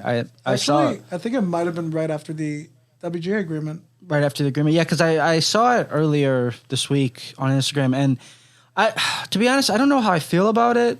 The Office getting rebooted because I do like The Office during COVID, during the early stages of COVID. I was in the middle of watching the series because I had seen episodes here and there before, but I never had watched the series fully in its length. And I figured, now is the time to kind of float around and watch The Office. And it's a funny show. It still holds up, definitely. But I don't know, because I feel like, even though this is insane too, because the show ended 10 years ago. Yeah. But it just, I don't know. It doesn't, I feel like, 10 years is a long time, but just still doesn't feel like it ended that long ago. And I don't know how I would go with it. I don't know if it would be with the original people or would it be a completely different cast. So, I would say, I'm definitely opening to giving it a shot, but I'm just I'm just cautious about it. Yeah, pretty much. Because also, too, you have something that's really good, and just why kind of, mess around with it. Like, for example, with that 70s show and the 90s show, the 90s show, hey, that's a good idea, but then Nobody takes that shit seriously. It's just I don't know. It just feels like a lot of people who kind of grew up watching the 70s show is just what the fuck? And it's just different too. And the kids too on the 90s show, they're much younger. They're these kids are 15, 16. And then when they did that 70s show, they were 18, 19, some of them even in their early 20s, so it's, I'm definitely open to it, but I'm not super excited for it, but I'm willing to give it a shot. Yeah. What are your thoughts on that? Me? Yeah. Okay. So it's funny because you know what? People don't remember this or don't know, but the US, The Office is a remake of the UK. Yeah, Office. It is. Yeah. But actually they're both in the same universe too, because, Ricky Gervais did show up as in the UK Office and, the US one, which was a cool crossover. So they're more the US one's more just a different one, in the same universe. Mm-hmm. If they go with the route of a reboot, I hope it's in a similar vein where Michael Scott exists in that same universe still or all this stuff. I don't know if I like a flat out reboot though. I don't know. I mean, I'm willing to give it a chance, but like, I don't know. It doesn't sound. It's not original. It's just I don't know. I feel like some reboots like they don't. It doesn't need to be rebooted. Yeah, like if you want to do like maybe a special reunion episode or something, I'm totally down for that. But just like rebooting the whole thing again with like it's just like. And like I wonder because here's the thing. Let's be honest about media sites. They don't know how to use the word reboot. They describe anything new as a reboot. Mm-hmm. Like, they said, like, oh, Jumanji's a reboot, but it's actually just a standalone sequel. Or, like, they said, like, oh, yeah, I guess the DCU is a reboot. But, like, how, like, is it a soft reboot? Or, like, hard. Is it is it a sequel series? Who knows? It seems like it might be a straight reboot, but. Yeah, because it's going to be. But they use that term very, very vaguely these days. Yeah. So, like, I'm not sure, like, the extent of it. And we don't know anything except that it's just announced. And I feel like that's what we've been getting, like, all for, like, the past, like, 5-6 years. It's just reboots in TV and movies, you know what I'm saying? Like, and like, because there's nothing like it's even they did. Yeah, I can't even English right now. Like, just like different industries in general. It's like whether it be movies, shows, games. It's like remaking some of the old stuff or rebooting it. It's like you're bringing something back to life, and bringing back the vision that you once had and like enhancing it, like. But for certain things, obviously they don't need a reboot or any kind of like, specially remade thing. And then like the days of like the fucking reunion episodes, I don't know. That shit was kind of just like, it was, I don't know, kind of cringe-ish. They did that. They did like, I remember too, this was from Max. They had the Fresh Prince reunion. That's Peacock. Yeah, Bel Air. Yeah. They did that, but they did it in a dramatic version. They did. I don't like it that much, to be honest. They did. Nobody did. I'm not really interested in. I mean, I like the Fresh Prince, the regular one. Yeah, I like. But just the dramatic one. I mean, okay, I see it's different, but it doesn't have that same charm that we liked from the first one, and then like having like Carlton be like, oh, this tough lacrosse player, and it's just like, dude, that's not Carlton, man. He's a lacrosse player in it. Yeah, he's a lacrosse player. What in the it. fuck? Nobody fucking cares about that. And then like the point is that Carlton's a fucking geek. I don't like want to. I don't want to see him as like a tough lacrosse player because that's not what he is. Yeah, he's he's a geeky dude who dances like an idiot and everything, and it's just so uncool compared to Will. But no, this motherfucker is. Like toe to toe in coolness with Will, and it's just like that's not him. That's not Carlton. Not the point. Well, I mean, like he could gradually gets there, but like at some point, but like even though he still like does his like stupid shit, but like I don't know, the one likable thing I guess that people could say about it was just the fact that Will was is the Uncle Phil of that series, right? Wait, in what series? In the remade Bel Air. Will's not in the new series. He's not. No, I swear like Will Smith's not in it. Will Smith, the character, is in it, but Will Smith. He's just like the executive producer. Yeah. What the fuck? I swear he was supposed to be involved, like as legitimate character. What the fuck? I haven't. Unless if he did it. I mean, I haven't seen it. Have you? Looks like I've seen a little bit of it. He hasn't been like a cameo or nothing. No cameos. No. Shit. You know what? Another reboot or remake, whatever one that I couldn't stand. I thought it was so dumb. Was Saved by the Bell. They had that on Peacock. About that. They had. Well, first of all, they did spinoffs. They did like multiple spinoffs. They did like Saved by the Bell College Years, which only lasted one season. Because people didn't really care to see them in college, Yeah. And then they did. And then Peacock, they picked it up for a reboot boom, but it was their kids.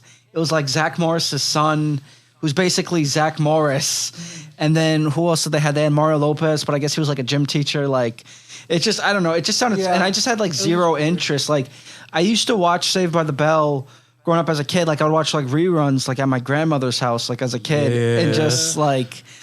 I don't know. It just like I just looks like I had zero interest because it focuses on these newer characters, and there's nothing wrong. Nothing wrong to doing new characters. I mean, we definitely need new characters, but I just felt like it wasn't as new or creative. You know, basically you're just doing the same thing, but with just like younger people and like a different, you know, Zach Morris they all had like appearances in it, you know, but they weren't like the main thing. If you're going to reboot something, you need to put you need to make it creative. You need to make it different, stand out from the original, you know? Yeah. Like I'm tired of these reboots that try to do the same thing the original did and make it fail. Like I'll give props to Bel Air. At least they made it different from the original. I don't think it's good still, but you know, like I could appreciate the villain of a more dramatic, you know, Fresh Prince, but I do think it took away the charm of why Fresh, you know, because the thing about Fresh Prince is that it had dramatic moments, and the reason why those dramatic moments were so good was because everything else was a little bit goofy. Yeah, it was more humor. It hit hard, like, you know, when Will Smith is out here saying, "Why don't he want me, man?" and like, you know, like that shit hit hard, bro. It hit you hard because, you know, like all this moments, and then you have this one dramatic moment of Will being hurt because his father does not want to be there for him. Like, it made that show so much. That's why the show has the impact it has today, because, like, you know, it's like impactful moments like that because of good writing and everything. Bel Air, like, you do that in the current Bel Air, it's not going to get anything because, like, everything's dramatic. Everything's dramatic, so it won't stick out. It's not going to stick out. No one really talks about the show or anything. Like, you know, but it does seem to get decent, like, viewership, so good for them. It's personally not my thing. I know they're having another season on Peacock, so yeah, good. Got renewed for another season. Yeah, it's getting reviewed a lot. Yeah, it seems to be well viewed. I know they canceled the Saved by the Bell one. They canceled that one. Yeah. Yo, speaking of Saved by the Bell, I didn't realize until you don't realize this until after you get older. But Zach was a real piece of shit. No, he was. He was. Oh my god. They had a what was it? They had like a YouTube channel, Zach Morris's Trash. Do you remember that? Yeah. Talking about all the bad things. Some of those videos. I was like, damn, this motherfucker was trash, bad. dude. No, that's true. That's 100% true. He is fucking trash. He did some messed up stuff. Like holy shit. How the fuck you go sit here and just do some outlandish shit, say some outlandish shit, and then you still got motherfuckers behind your corner. Like, just unbelievable. I know, there was like an episode where he got like Jesse addicted to like sugar pills or something like that. Like placebos, guy, bro. Dude. Oh my god. He's so like, damn. I can't believe, like, wow, no one really called him on his bullshit. No one did. And he got away with it all. He got away with everything. Got away with it all. Got a girl. Like, had a kid. Because, you know, continuation spinoff. Yeah. Yeah. But yeah. So with that said, I'm sorry. I was just looking at some news here. Naked Attraction from the UK surges to become Max's most popular show. And it just got Naked Attraction. So basically, it's this UK show where, like, it's a dating show. Mm-hmm. Oh, where no. Basically, you just, like, see other people naked and everything. Yeah, and that's how you kind of just, like, you know, you kind of base it on that. So, like, you get to see, it's like, you know, you get to see you have to be naked and the person, there's, like, 5 people that, like, you know, you get to pick from and they all have to be naked too. And that's how, like, so, isn't that, like, on Netflix? No, it's on Max. They had just added it this week. Okay. They had a show like that too a couple years ago called Dating Naked. I remember that. That's just so like. Yeah. I don't understand those dating shows. Yeah, like, that's so weird. And another one of the like shows like that, fucking kill me because I'm like, how do you genuinely get fucking viewership from certain people that like, well, from a group of people that obviously they look good, but just the simple fact that like you can clearly see how like a good chunk of those motherfuckers are like shallow as fuck and they're meant for each other but it's so fucking like, how are people interested that hard into that shit? I remember when there's let's be honest, there's like a couple reasons, you know, like some like just love reality TV, some, you know, are just interested in the shit like that, like, you know, like people love 90 Day Fiance and everything. And let's be honest about the other group. 90 Day Fiance. Let's be honest about the other group. Some motherfuckers are horny as shit and just want to see some naked people. Let's be honest. But it's true. It's true. Bro, it just doesn't make sense. Yeah, I feel like, a lot of those shows, like 90 Day Fiance, The Bachelor, they're like really popular. Like they have like lots of people watching them and they have like 20 seasons of them and like. Yeah. Listen, at least I don't watch it, but like at least from the shit that I've seen with 90 Day Fiance, it's funny and wild, more so than like, oh, you know, we're gonna show you some like generic fucking, you know, I don't know, like let's say for shits and giggles, like 16 fucking people, like 8 guys, 8 girls type shit. We're like, oh, they're on a fucking island. Oh, what are they gonna do? Fuck. End of story. Yeah, bro, that show is wild. So my mom does watch it, and I was watching it with her. I think it was on Sunday because I don't know, it was just on the TV and everything. And I was like just watching it, and it's just the fucking dumbest thing. Like there's this guy. It was so nuts, man. There was like this. There was like a 46-year-old virgin out here that was like, you know, like being sexist as shit and everything. And like this guy is just being a total piece of shit. You know, like there was a lesbian couple there as well, and he was being totally shitty to them. This 46-year-old virgin, bro, is just out here like, and everyone points this out to him that he's just like, dude, like. And he's just so confident that, like, you know, like he knows what he's doing and everything. But and if that was the case, he's like, a 46-year-old because, well, like I think it was also that he was like really religious too and everything, but like conservatively religious. Wait, was it that white guy? Are we talking about the same guy? Is it an older white, like older white guy that had like he obviously like kind of gray hair and like his wife is like a little bit younger, but like she's a mom of 2. Yeah. And like the teenage daughters did not, like it was, you know, they were like, oh yeah, like when they had her on the show, they were like, oh yeah, we're happy for her mother. Like if it'll be good. And he legitimately dresses like an older guy. Yeah, like, and like he would, you know, like it was like very apparent on like the 2 daughters' faces they did not feel comfortable with their mom being such a piece of shit like that guy. Well, like I don't know, shit like that. It's just fucking weird. But like when you fucking see shit like 90 Day Fiance or just like certain shows that are more actually realistic, or you get actual like bullshit and, you know, drama where it's like you're seeing people like do them or say the most wild shit. It is crazy. Yo, I remember this one in particular where it's like, oh, homeboy lied about having a job and whatnot, and like he lived in a different country, and I remember this one. And the next thing you know, like she had went to go visit him, and then, you know, try to go live with him. Next thing you know, when she had went over there, he like brought on the news that he really didn't have a job like that, and she was like flipping the fuck out because it was like, how the fuck are we supposed to, you know, support ourselves, and how are you supposed to support, you know, me and whatnot?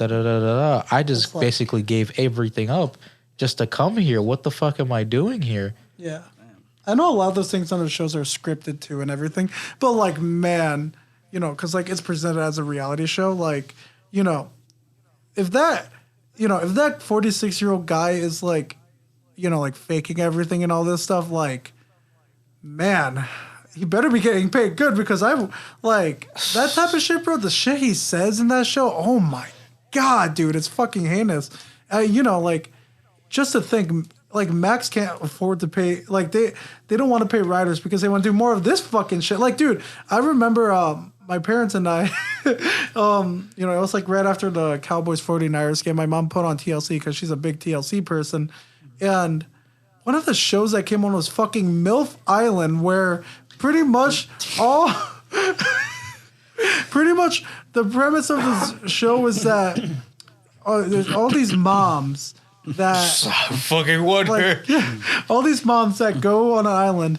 No, it's fucked up. It's more fucked up. And they bring their sons with them and have their sons hook up with the other moms. I heard some shit about that. Nuts, bro. dude. I was so curious. I was this close to being like wanting to watch just literally an episode just to like see how fucking stupid like and wild that shit is. Like for each one of these bitches to fucking sit here, bring their sons, and the next thing you know, fucking sit here and have them hook up with the other ones. Like what? That's insane, bro. That's fucking insane. Like no, listen, no, dude. I don't think anyone in the right fucking mind would agree to do some stupid shit like that. Like, what in the actual... Like, you gotta be fucking paid actors at that point. There's no fucking way. No fucking way. No. Like, you know, okay, here's the thing. Like, if it was like, you know, like just random dudes Like, then that's just like, oh, well, it's probably real. But it's the fact that it's these moms, it's the sons of these moms that take their, and they're like, yeah, honey, we want you to date this 50-year-old woman that already has been made and everything. Like, yeah, you're like 20, but it's okay. Like, mother, like, what? That's so, yeah. Yeah, let me fucking go bring you over here. They have some odd shows, TLC. Warner Bros. Discovery, man. They have some odd shows. Bro, I remember like H3 used to do a lot about like My Strange Addiction and all that stuff. Like, it's just they have wild. Like that guy who had sex with his car. My Strange Addiction is one wild fucking show. I learned so much about what fucking people just having the weirdest. Obviously addictions, but like doing weird and stupid shit. Like, I remember the fucking bitch that fucking sat here and just like ate the insides of mattresses. God, yes. That like she would literally eat the foam out of like mattresses and shit. It's nuts. And she would lose. She'd have to go through mattresses like quickly because she would end up eating all of it. And I'm like, that's terrible and not good for you. Like, what did the fuck? How is that good for you whatsoever? Or like, I don't know. The person that has like a fetish for like balloons. Yeah, dude. The one that's wild to me is like the guy that had sex with his car, named the car, and he went to his father and he's like, "Yes, Dad, I'm having a relationship with my car." Like, so bro, stupid. this shit's nuts. They have to be actors, man. Like, that's too like. And I hope, like I said, I hope guys like him or the woman eating mattresses or the this quote unquote 46-year-old virgin. I hope they are faking it and getting paid well, because if they're not, they are so pathetic, bro. And even if they aren't getting paid for this, I mean, not getting paid. Even if they are faking this, I don't know, man. Like, that is like, if you like, I don't know. Like, it's just. The shit they be saying is fucking wild. The sexist shit, the fucking, oh, I want to fuck your car so hard shit. Like, it's just, why, dude? It's why. I don't know, man. It's way too wild. Way too wild. And if they're getting paid well to act fake and everything, props to them. But if they're not faking it, oh, man. Imagine being that pathetic going on TV because, you got, like, your ego just needs to, validate the fact that you need to fuck your car or you need to treat women like shit or all this other stuff. Like, I don't know. It's just wild. TLC shows are just wild, I don't know how the fuck. It is ridiculous. Like, how are you going to have an acronym for literally tender love and care and then just, like, shows everything but that? Yeah. Complete opposite. Oh, yeah. Well, last but not least for the entertainment news, the new Rick and Morty trailer came out with new voices, but we don't know who it is, actually. We still don't know who the voice actors are. They haven't announced it, but, the person who plays Morty sounds pretty accurate. The person who plays Rick sounds a little bit off, but still Rick-ish. Yeah, I noticed, like, the difference, at least with Rick. I don't know if there was anything with Morty, like, voice acting too much, at least in the trailer. But, like, I don't know. There wasn't much that I could tell, at least different wise from Morty, but like definitely Rick, you could tell, especially because you don't get the whole ass burping every 2 seconds thing. Yeah, that's like what throws it off. Yeah, I don't know. It's also a trailer, so maybe he does have in his show, but like, it's weird. I want to know who the actors are. Apparently they're saving it for the premiere. I don't know why, but like probably some fucking surprise cameo just to fucking kill them off in the cameo. That'd be kind of funny, but like, I don't know. I don't like. There's the whole Justin Roiland situation of him being a disgusting human being. So yeah, Rick and Morty is looking good. Excited to hear and see who the new voice actors are, and I guess we'll see how that goes, huh? Yeah, definitely. Willing to check it out, seeing it. I haven't really, to be honest, I haven't really seen too much of Rick and Morty. I've seen a few episodes. Just never really followed it as much, but the stuff I have seen of it was kind of funny. So. Yeah. So yeah, with that said, we got our last segment of the day, which is what's coming out this week. Number one, we got from 20th Century Studios, The Creator. Which I've seen the trailers and I like the trailers. It looks interesting, and so far some of the early reactions have been mainly positive. Not surprised. So I'm definitely looking forward to it. It looks good. John David Washington. We were talking about his father. We got his son now. Yeah. So and then it looks interesting about artificial intelligence and the future. So always good. Then we got from Paramount, Paw Patrol, the Mighty Movie. Paw Patrol. I will not be watching that movie fuck? because we're not that target audience. Paw Patrol. Like I feel like it started 10 years ago. Yeah. And by then it was way past my age. Well, if you're a parent that has a kid and is taking them to watch this movie, I hope the movie is good and I hope you guys enjoy it. It looks like it has some good cast. I mean, I know Chris Rock is in it. Is he? I heard, because I saw him in the commercial. He did a voice, So yeah. And then the next movie from Lionsgate, Saw X, the one I will be watching this weekend. Friday, Very, very looking forward to it because I'm a big fan of Saw. I know it's shit, Hilly. I see the look on your face. What? No. I mean, Saw is shit. I've seen Saw's movies before. I mean, but it's entertaining because it's shit. I don't know. But the early reactions indicate that it's pretty good for a Saw movie. Pretty decent? Nice. Pretty decent for a Saw movie, so I'm very excited. And then last but not least, and we touched on this last week, the Continental. Have you seen the first part? I've seen a little bit of the Continental. So part 2 comes out on Peacock, from Lionsgate Television. The first part, so far, from what I've seen, it's okay. I know some people didn't really like it that much. Mm-hmm. I think it's all right. It has a really, really cool intro. I like it a lot. Nice. But, so far, I'm 30 minutes in. It's all right. I like it so far. Still willing to go through with it? Go fully through with it? I think I'll fully review it in 2 weeks once part 3. Once it's officially, Yeah. Nice. Because, just review it as a whole. I don't want to really talk about part 1, part 2, part 3 separately. No, that makes sense. To get a whole feel of if I really liked the show or I didn't, or if I was meh on it. But it's alright. It's okay so far. Like I said, really cool intro. It's long. The episode part 1 was 1 hour and 26 minutes, so it seems like it'll be kind of 3 movies more than shows. Like many movies, yeah. Okay, that makes sense. Yeah. It was really, really long. Really, really long. But, I'm going to finish it. I'll watch part 2. And, we should review it 2 weeks from now or something. Because I know this Friday comes out. Next Friday comes out. Yeah, so it should be episode 5. Nice. Or 4, 4. So, yeah. I don't think anything else is coming out this Friday besides those things. Not that I know of. Yeah, the most one out of all those that I'm definitely looking forward to is The Creator. For sure. Yeah. So The thing is, Gareth Edwards, I really like his work. With Godzilla, 2014, and Rogue One was really good. Yep, with the best Darth Vader scene I've seen, because it's a really, really good scene. I love that scene. I got to rewatch Rogue One. I haven't seen it since it came out. It's been a while. It's been 2016. Yeah. Yeah. Wow. But with that said, I think that's it. Time to wrap up Real Rap. Yeah. Real rap. I just got to remember that because I kept saying real talk last week. So I can't believe how badly I messed that up. But next week, we'll be talking more entertainment news, more what's coming out that Friday.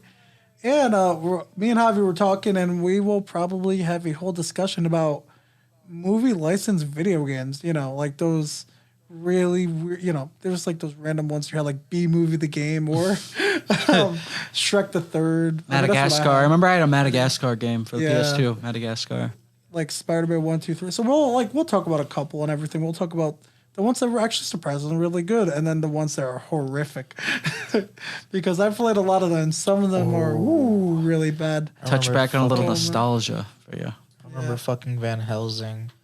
They had a game for that. That was the one that had I'm pretty sure Wolverine. The fucking Hugh Jackman's character. Yeah. I said Wolverine. Yeah, Hugh Jackman's character. Van Helsing. But there was a Catwoman one too. We'll discuss it more next week. It was just as bad as the movie, by the way. But it's Halle Berry. I felt bad for Halle Berry, but yeah. Anyways, thank you guys for listening to episode 2 of the Real Rap Podcast. We really appreciate whether you're listening to it on Spotify or YouTube or iHeartRadio, Pandora, wherever you're listening to it, because we really did put it in a lot of different places. But yeah, thank you again for listening. From me, Hilly, and Javi. Yes. We'll see you guys next week. Well, I don't know about Hilly, but unless he wants to join us next week. If you're doing that game thing, just let me know. Okay, yeah, I think we'll do. Yeah, then we might have Hilly on next week too. So yeah, from all three of us, once again, thank you. And this has been episode 2 of the Real Rap Podcast. See you next week. Peace.